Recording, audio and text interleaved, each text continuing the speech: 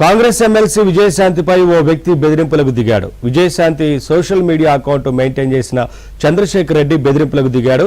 Social మీడియాలో విజయశాంతిని ఉన్నత స్థానాలకు తీసుకెళ్తానని నమ్మబలికిన చంద్రశేఖర్ రెడ్డి విజయశాంతి నుంచి పెద్ద మొత్తంలో డబ్బులు తీసుకున్నాడు. ఆ తర్వాత సోషల్ మీడియా అకౌంట్ మెయింటైన్ చేయడం మానేశాడు. దీనిపై ప్రశ్నించినందుకు విజయశాంతిపై బెదిరింపులకు దిగాడు. నరకం అంటే ఏంటో చూపిస్తారంటూ ఎస్ఎంఎస్లు, మెయిల్స్ పెట్టాడు. చంద్రశేఖర్ రెడ్డిపై బంజారాహిల్స్ పిఎస్లో విజయశాంతి ఫిర్యాదు చేశారు. అప్డేట్స్ మా క్రైమ్ కరెస్పాండెంట్ ప్రవీణ్ అడిగి తెలుసుకుందాం. ప్రవీణ్, చంద్రశేఖర్ రెడ్డి మీద ఇప్పటికే విజయశాంతి ఫిర్యాదు చేసినట్లుగా తెలుస్తా ఉంది కదా, ఏంటి వివరాలు?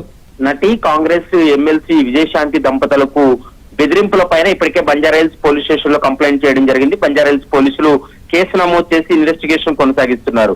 అయితే విజయశాంతి సోషల్ మీడియా అకౌంట్స్ అన్నింటినీ కూడా గత కొంతకాలంగా చంద్రశేఖర్ రెడ్డి మెయింటైన్ చేస్తూ ఉన్నాడు. ఆమెకు సంబంధించినటువంటి పోస్టులు కావచ్చు, సోషల్ మీడియా హ్యాండిల్స్ అన్ని కూడా అతనే ఆపరేట్ చేస్తున్నటువంటి పరిస్థితి ఉంది. అయితే సోషల్ మీడియాలో విజయశాంతిని ఉన్నత స్థానానికి తీసుకెళ్తానని నమ్మబలికి విజయశాంతి దంపతుల నుండి కూడా పెద్ద మొత్తంలో ఈ చంద్రశేఖర్ రెడ్డి అనేటువంటి వ్యక్తి డబ్బులు తీసుకోవడం జరిగింది. సోషల్ మీడియా అకౌంట్ ను మెయింటైన్ చేయకుండా వదిలిపెట్టడంతో చంద్రశేఖర్ రెడ్డిని క్వశ్చన్ చేసినటువంటి సమయంలో వారినే బెదిరింపులకు దిగినటువంటి పరిస్థితి కనబడుతుంది. చంద్రశేఖర్ రెడ్డిని ప్రశ్నించినందుకు నరకమేంటో చూపిస్తానంటూ కూడా విజయశాంతికి బెదిరింపులకు దిగాడంటూ కూడా ఆమె ఇచ్చినటువంటి కంప్లైంట్ కూడా స్పష్టంగా పేర్కోవడం జరిగింది.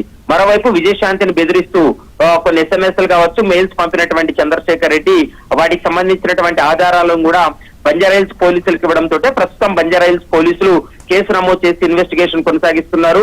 కేవలం అతను చేయాల్సిన పని చేయకపోవడంతో, ప్రశ్నించడంతో ఈ విధంగా బ్లాక్ మెయిల్ చేయడంతో పాటు బెదిరింపులకు దిగుతున్నాడు అంటూ కూడా వాళ్ళు ఇచ్చినటువంటి కంప్లైంట్లు కూడా పేర్కోవడం జరిగింది. నరకం అంటే ఏంటో చూపిస్తారంటూ కూడా తను పెట్టినటువంటి ఎస్ఎంఎస్ ఏదైతే ఉందో వాటిని కూడా ప్రస్తుతం పోలీసులు అయితే పూర్తి స్థాయిలో పరిశీలిస్తున్నారు. వాటిని ఆధారంగా చేసుకుని ప్రస్తుతం కేసు నమోదు చేసి ఇన్వెస్టిగేషన్ కొనసాగిస్తున్నారు. Thank you Praveen.